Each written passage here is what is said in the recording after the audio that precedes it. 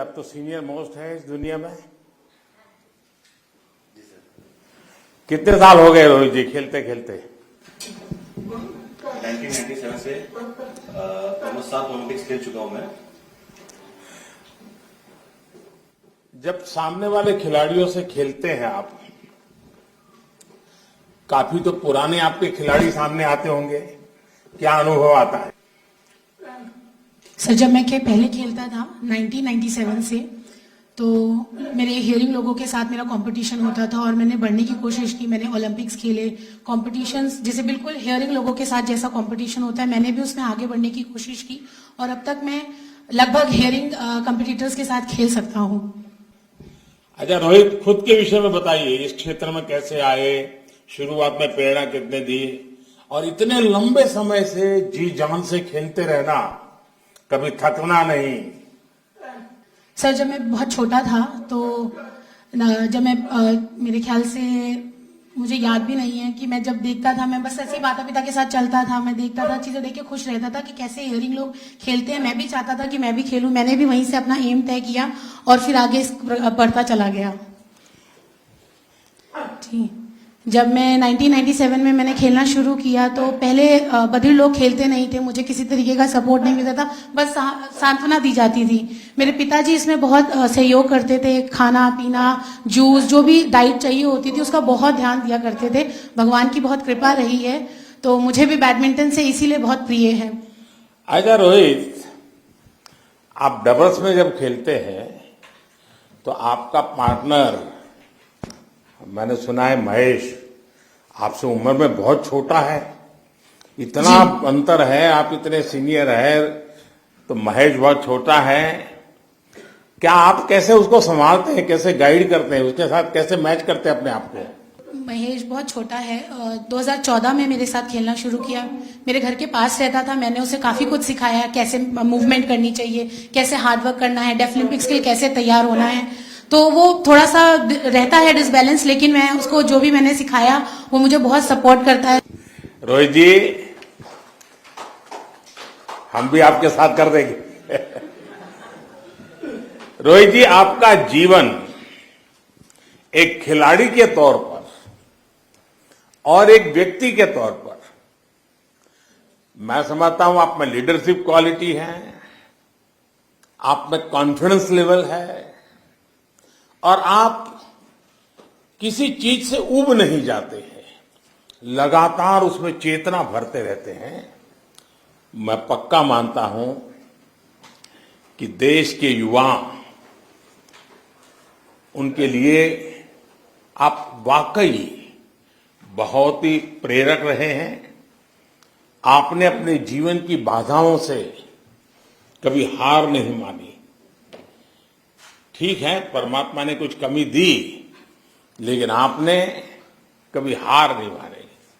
आप पिछले 27 साल से देश के लिए पदक जीत रहे हैं और मैं देख रहा हूं कि आप अभी भी संतुष्ट नहीं है, कुछ न कुछ करने का जज्बा है जी। और मैं देख रहा हूं कि उम्र बढ़ती है लेकिन साथ साथ आपका प्रदर्शन भी बहुत बेहतर होता जा रहा है।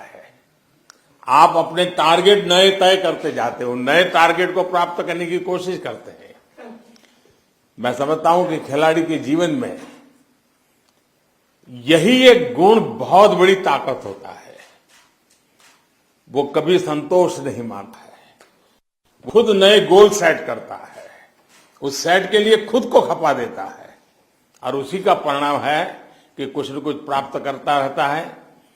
मेरी तरफ से, पूरे देश की तरफ से रोहित को बहुत बहुत शुभकामनाएं और बहुत बहुत बधाई देता हूं। बहुत बहुत धन्यवाद। मैं भी आपको अभिनंदन करता हूं सर। श्री वीरेंद्र सिंह, रेसलिंग। जी वीरेंद्र, कैसे हो? जी बिल्कुल, मैं ठीक हूं। आप ठीक हैं? जी जी। बताइए, अपने विषय में थोड़ा बताइए, देशवासी देखना चाहते हैं आपको। मेरे पिताजी और मेरे चाचा जी पहलवान थे, मैंने उन्हीं को देखकर पहलवानी सीखी और वो गुण मुझ में आया और मैंने ये निरंतर प्रयास किया कि मैं बढ़ता रहूं। बचपन से ही मैंने मेरे मम्मी पापा मुझे सपोर्ट करते थे, मेरे पिताजी ने सपोर्ट किया और मैं वो पहलवानी सीखता चला गया और आज इस स्तर पे पहुंचा हूं। लेकिन पिताजी को और चाचा को संतोष है? नहीं, वो चाहते हैं कि मैं और करूं, और खेलूं, और बढ़ता रहूं, और तरक्की करता रहूं। कि जैसे जैसे देखता हूं कि जो हियरिंग समाज के लोग हैं वो आगे निरंतर बढ़ते जा रहे हैं, जैसे कि वो लोग जीतते जा रहे हैं, मैं भी हियरिंग लोगों के साथ खेलता हूं, मैंने भी उन्हें मात दी है और मैं सिलेक्शन में आया हूं, पर मैं सुन नहीं पाता था, इस वजह से मुझे निकाल दिया गया और मैं नहीं जा पाया और मैं इसके लिए बहुत पछताया, रोया भी। पर फिर मैंने बधिर समाज में जब मैंने अंदर आया तो मेरी रोंगटे खड़े हो गए और मैं खुशी से मारे फूला नहीं समाया कि मैं जीत गया। जब मैं मेडल पहली बार जीता, ऐसे ही मुझे लगता था कि चलो छोड़ो, अब मैं क्यों हियरिंग समाज के पीछे जाऊं, अब मैं बधिर समाज में ही एक नाम कमा सकता हूं और मैं उसको निरंतर आगे बढ़ सकता हूं। मैंने कई मेडल जीते 2005 में, उसके बाद 2007 में, उसके बाद मैंने फर्स्ट ओलंपिक जब जीता था। अच्छा वीरेंद्र टर्की में बताओ, जीता था। अच्छा 2005 से लेकर अब तक के हर डेफ ओलंपिक्स में आप पदक जीत करके ही आए हैं, ये निरंतरता आप कहां से लाते हैं? इसके पीछे क्या प्रेरणा है आपकी?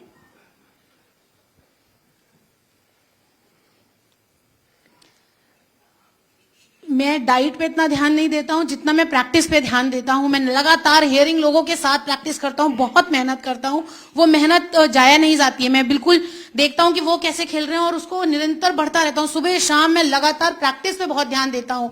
मेरा एम रहता है कि मैं बाहर कहीं जाऊंगा खेलने तो मैं अपने माँ बाप के चरण स्पर्श करके निकलता हूं अपने देश को छोड़ के, और मैं उनको याद करके ही खेलता हूं और मैं खुश रहता हूं कि मैं विजयी होकर आया हूं। ये मेरे मन में मेरी आशा रहती है। अच्छा वीरेंद्र, दुनिया में वो कौन खिलाड़ी है जिसके साथ खेलने में से समय तुम्हें कुछ न कुछ सीखने को मिलता है, तुम्हें उनका खेल देखने का मन करता है, वो कौन है? जितने भी रेसलर्स होते हैं मैं उनको देखता हूं कि उनकी स्ट्रैटेजी क्या है, मैं वो देख के सीखता हूं कि वो कैसे दाव खेलते हैं, वो मैं उन्हीं को देख के खेलता हूं और मैं सोचता हूं कि मुझे उस पर ध्यान रखना है, कि मैं भी घर पे उस पर निरंतर सोचता भी रहता हूं कि उस खिलाड़ी ने कैसा खेला था, तो मेरे को भी उससे अच्छा और उससे बराबर की टक्कर देके खेलना है। मुझे उससे बिल्कुल घबराना नहीं है, एकदम सामने की कड़ाके की टक्कर देनी है और जीतना है उस दाव पेच के साथ। वीरेंद्र, ये अच्छी बात है कि आप खेल की दुनिया में उस्ताद भी हैं, साथ साथ विद्यार्थी भी हैं। ये अपने आप में बहुत बड़ी बात है। आपकी जो इच्छा शक्ति है वो सचमुच में हर किसी को प्रेरित करती है जी। इसके साथ ही मेरा मानना है कि आपसे देश के खिलाड़ी और युवा दोनों जो सीख सकते हैं, और वो है आपकी निरंतरता। एक बार शिखर पर पहुंचना कठिन है, पर उससे भी कठिन इस बात पर है कि जहां पहुंचे हैं वहां टिके रहना और फिर भी ऊपर जाने की कोशिश करते रहना। आपने शिखर पर पहुंचने के लिए तपस्या की, आपके चाचा ने, आपके पिताजी ने लगातार आपको मार्गदर्शन किया, आपकी मदद की। पहुंचने एक बात है, पहुंचने के बाद टिके रहना, ये मैं समझता हूं आपकी गजब की ताकत है, और इसलिए खिलाड़ी जगत इस बात को समझेगा, आपसे सीखेगा। मेरी तरफ से आपको बहुत शुभकामनाएं हैं, बहुत बहुत धन्यवाद। धनुष, नाम तो धनुष है और शूटिंग करता है? जी सर, जी जी बिल्कुल, मैं शूटिंग करता हूँ। बताइए धनुष, अपने विषय में बताइए।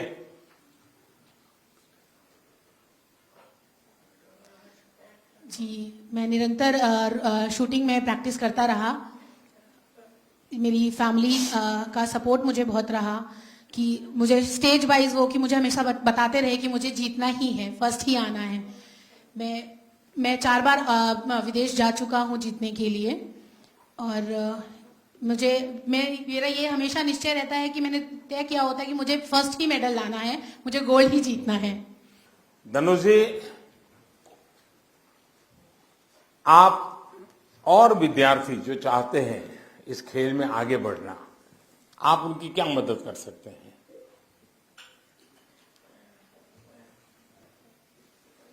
मैं स्पोर्ट्स के लिए बच्चों को बताऊंगा कि हाँ, हम इसमें आगे बढ़ सकते हैं, हमें प्रयास करते रहना चाहिए, लगातार प्रैक्टिस आपको आगे बढ़ाएगी, आपको लगातार रनिंग प्रैक्टिस करनी चाहिए, फिट रहना चाहिए।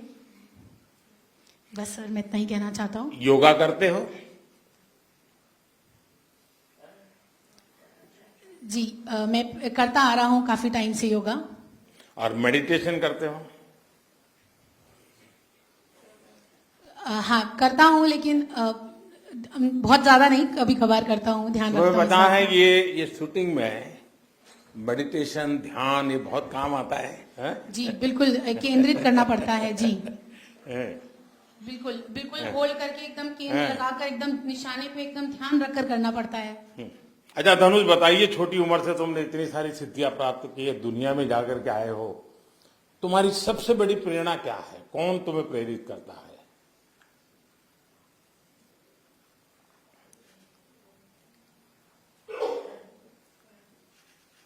मुझे सबसे ज्यादा, मैं अपनी माँ से बहुत मेरा लगाव है, वो उनके साथ मुझे बहुत खुशी मिलती है। मेरे पापा भी मुझे सपोर्ट करते हैं और प्यार करते हैं, लेकिन पहले 2017 में जी, मैं जब थोड़ा परेशान रहता था, उदास रहता था, तो मम्मी का सपोर्ट बहुत रहता था, और फिर निरंतर प्रयास करते करते जब मैं जीतने लगा तो मुझे खुशी मिलने लगी, और वही मेरी प्रेरणा का स्रोत बनता चला गया। धनुष, सबसे पहले तो आपकी माता जी और आपके परिवार को प्रणाम करता हूं, और विशेष करके आपकी माता जी को, जैसा आपने वर्णन किया कि वो कैसे आपको संभालती थी, कैसे आपको प्रोत्साहित करती थी, कैसे आपको लड़ाई जीतने में मदद करती थी, और हर चुनौती के सामने खड़े रहने के लिए आपको तैयार करती थी। तो मैं सचमुच में आप बड़े भाग्यवान हैं। और आपने बताया कि आपने खेलो इंडिया में भी कुछ नया सीखने का प्रयास किया, नई चीजों को जानने का प्रयास किया, और खेलो इंडिया ने आज देश को बहुत अच्छे अच्छे खिलाड़ी दिए हैं। कई खेल प्रतिभाओं को आगे लाने में भी मदद मिली है। आपने अपने सामर्थ्य को पहचाना, लेकिन मेरा विश्वास है कि आपका सामर्थ्य धनुष इससे भी ज्यादा है, और आप इससे भी ज्यादा पराक्रम करके दिखाओगे, ये मुझे विश्वास है। मेरी आपको बहुत शुभकामनाएं। बहुत बहुत धन्यवाद। सुश्री प्रियेशा देशमुख, शूटिंग। अच्छा प्रियेशा, आप पुणे से हैं? एक्चुअली मैं महाराष्ट्र पुणे में प्रैक्टिस करती हूँ। मेरा नाम प्रियेशा शरदराव देशमुख है। वो मैं 8 साल में प्रैक्टिस कर रही हूँ शूटिंग में। उसके पहले मैंने चेटिंग, बैडमिंटन सब कुछ खेला, लेकिन तो मैं हार गई। तो मैंने सोचा शूटिंग अच्छा है, तो मैं शूटिंग में 2014 में ज्वाइन हुई। उसके बाद मैं तो 2014 to 15 में नेशनल गेम था, वहाँ में स्लेट में 7 गोल्ड मेडल टेप कैटेगरी में, और ओपन कैटेगरी में सिल्वर मेडल मिला है। और पहली बार मुझे लगा कि फर्स्ट वर्ल्ड चैंपियनशिप में रशिया में कजान वर्ल्ड चैंपियनशिप था, तो मैं पहली बार इंटरनेशनल खेला, बाकी कोई नहीं आई। तो मुझे थोड़ा सा डर लग रहा था और परेशान भी लग रहा, लेकिन दादी के आशीर्वाद से और मेरे पापा ने मुझे समझाया कि जो कुछ भी हो, आप पहली बार जाए हो तो जाओ, खेलो, जो मिलेगा तो मिलेगा, लेकिन आप परफॉर्मेंस करके दिखाओ। परंतु मुझे पता नहीं क्या मिला, लेकिन तो लास्ट टाइम में मेरा क्वालिफिकेशन हुआ तो फाइनल हुआ। बाद में तो फाइनल होते तो मेरा ब्रॉन्ज मेडल मिला। अच्छा, 2017 में आप 6ठे स्थान पर आई थी, इस बार स्वर्ण लेकर आई है। ये कोई छोटी सिद्धि नहीं है, तो तुम्हें अभी भी संतोष नहीं है? अभी भी अपने आप को शिकायत करती रहती हो? नहीं, वही थी, अब मेरे तो कॉन्फिडेंस थी, हम खुद में खुद भी कर रही हूँ। दादी और पापा के आशीर्वाद और मेरा गुरु है अंजलि भागवत के, उसके कोच की वजह मैंने सिखाया जो करने करो, लेकिन पॉजिटिव सोचो तो कर लिए। तो मेरा वो रैंक 6, और अभी सेकंड ओलंपिक में ब्राजील में हुआ तो धनुष के साथ मिक्स टीम में मुझे गोल्ड मेडल मिला। तो दादी ओलंपिक होने से पहले दुनिया में नहीं है अभी। उसने मुझे मेरा प्रॉमिस दिया था कि आप पदक जीतते अवश्य आएंगे, लेकिन दादी ने मुझे वादा दिया कि अब मेडल अवश्य मिलेगा। लेकिन अचानक उसकी मौत होने के बाद तो मैंने उसका स्वप्न मैंने पूरा कर दिया। तो मेरे तो अच्छा लग रहा है और मेरा कोई कुछ नहीं। देखिए प्रियेशा, सबसे पहले तो मैं अंजलि भागवत जी को भी बधाई देता हूँ कि उन्होंने तुम्हारे लिए अपना इतना जी जान से मेहनत की। Thank you sir. तो मैं सचमुच में बताता हूँ कि एक तो तुम्हारा, तुम्हारे माता पिता का, लेकिन कोच भी अगर जी जान से तुम्हारे लिए काम करता है तो उसके कारण बहुत बड़ा बदलाव मैं देख रहा हूँ। अच्छा ये बताओ, आप हो तो पुणे से हैं और पुणे के लोग तो बहुत शुद्ध मराठी बोलते हैं। हाँ पता है, मैं मराठी बोलती हूँ। तो आप इतनी बढ़िया हिंदी कैसे बोलती हो? मैं मराठी हिंदी सब बोलती हूँ, लेकिन प्रॉब्लम ऐसा है मराठी में तो मुझे मेरी लैंग्वेज होते हैं, मेरा होता कि दुनिया में एक लैंग्वेज नहीं बात करना, सब लैंग्वेज बात करते हैं, लेकिन मैं पर बात करते मराठी में। मुझे ये भी बताया गया आपकी दादी ने हमेशा आपको प्रोत्साहित किया, कभी निराश नहीं होने दिया, कभी आपको उदास नहीं होने दिया। अनेक चुनौतियों को आप पार कर पाई और जैसा मुझे बताया गया है कि आपने नए नए तरीके से इसको सीखने का प्रयास किया है। मैं आपको बहुत बहुत बधाई देता हूँ, बहुत शुभकामनाएं देता हूँ। आप सबको प्रेरणा देती रहेगी। Thank you. Jafreen Shaikh, tennis. हाँ जाफरीन, नमस्ते। Namaste. हाँ, I am Chaplin Che, tennis player. I am happy bronze medal in Tep Olympic 2021. मुझे मेरे पापा बहुत सपोर्ट करते हैं, मुझे बहुत मेहनत करते हैं। मैं 70 ईयर्स खेला, मेरा मेडल बहुत मेडल लिखा, इंडिया मेडल लिखा है, बहुत मेडल लिखा है। तो नाचाई मुझे बहुत मेहनत करते, हमें होती करते, कॉम्प्लीट करते, नच्चा मुझे बहुत हार्ड वर्क करते। इंडिया 5 फर्नीचर आगे जा रहे हैं, हमें नहीं चलते आगे जाती मैं। और 50 prime minister of India Narendra Modi, thank you for welcome. I am very happy to all happy Pacham.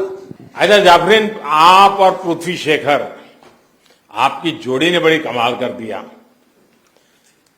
आप दोनों एक दूसरे को कोर्ट में मदद कैसे करते हैं, एक दूसरे की मदद कैसे करते हैं? मौत हम दोनों सपोर्ट खाते हैं, हम दोनों होती चाहते, हम दोनों फाइट खड़े हैं।